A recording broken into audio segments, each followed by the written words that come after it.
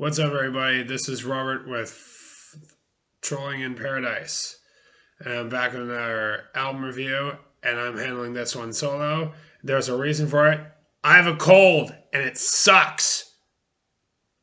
I also don't want anyone to get it. So I'll be tackling this weekend's reviews on my own. So anyway, today we'll be reviewing the new album by Steel Panther, On the Prowl. This comes out February 24th. It is today. Don't remember what label it's on though. And this is their 6th studio album. I'm going to go over who Steel Panther are before I go over the track listing. Steel Panther is a U.S. comedy rock glam metal revival act out of Los Angeles, California.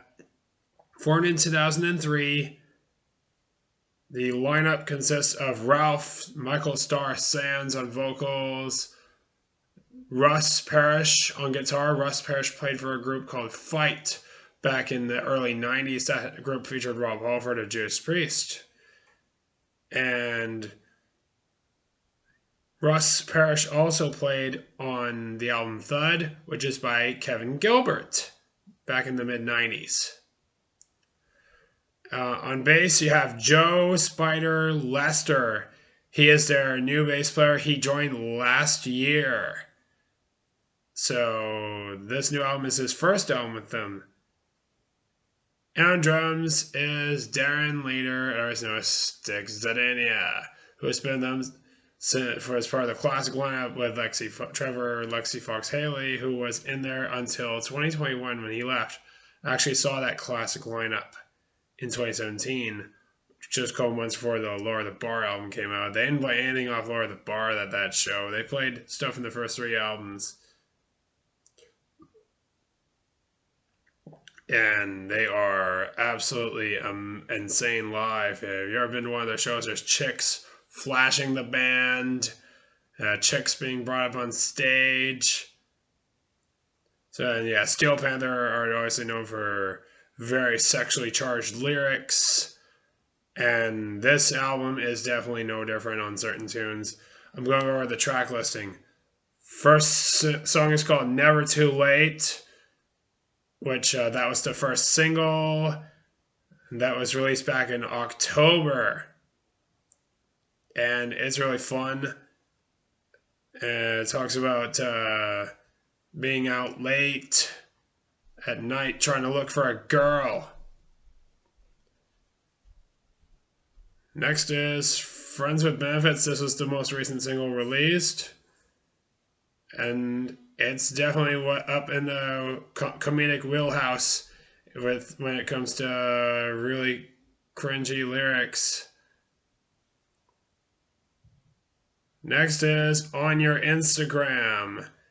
It's about following girls on Instagram who have really awesome outfits, which, I mean, anytime I see a girl with a really cute outfit or a really spicy butt, I love junk in the trunk. I admit to that. I use the fire emoji to react to that kind of stuff sometimes. And yeah, and also been recently also tapping the heart button on my crushes posts lately. Obviously my crush being out of Quebec, known as Palafay, who I really, really want to pair up with in the future. Next is Put My Money Where Your Mouth Is. Oh, God. To me, it sounds like this is grounds for like a lawsuit.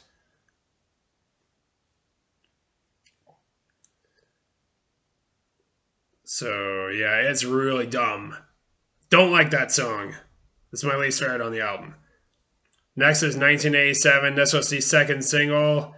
Talking about all the good stuff that came out that year in terms of music. There was some heavy metal. There was some glam metal around that time. But they forgot to mention the first death metal album, which was Scream Bloody Gore by Death in that one. That was a big game changer, and there was some thrash that came out that year with Overkill releasing Taking Over. In terms of the hard rock scene, we had Guns N' Roses dropping Appetite for Destruction. Teleporter, absolutely dumb. Don't like that song either. Next is probably the most questionable one, Is My Dick Enough? That one features Frank Zappa's son, Dweezil. Now this one is very gratuitous. It has Dweezil Zappa. I think he does a guitar solo on that one. And if you don't know about Dweezil Zappa, you obviously should hear about him. He does the Zappa, plays Zappa thing where he plays his dad's music.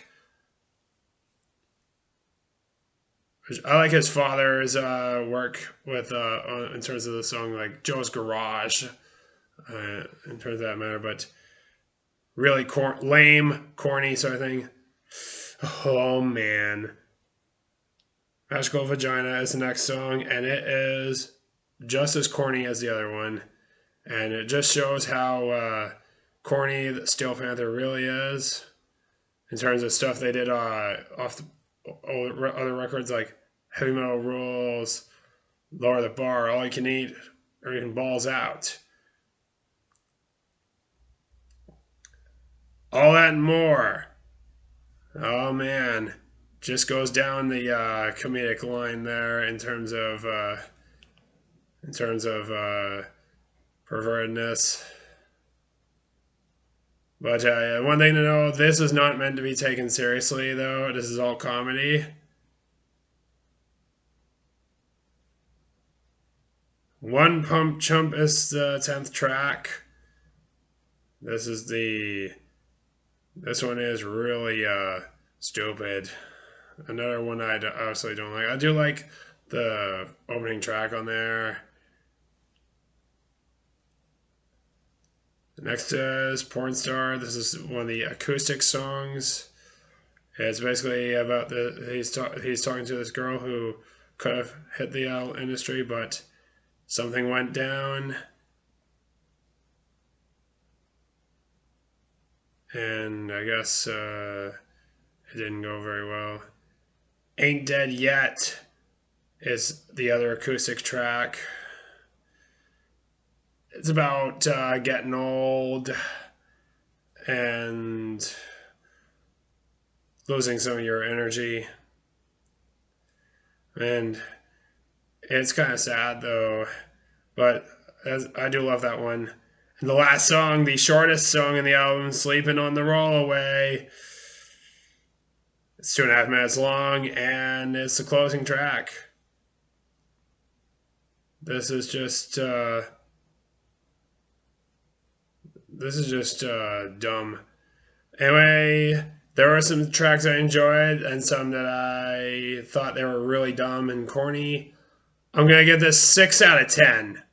This album is very corny, and yeah. Steel Panther, they don't really have a bad album, although they have some cringy moments. But this one was definitely lackluster in that regard. Aside from Never Too Late in 1987, as well as the acoustic track Ain't Dead Yet. And yeah, that is going to be it for this review. I'll see you next time.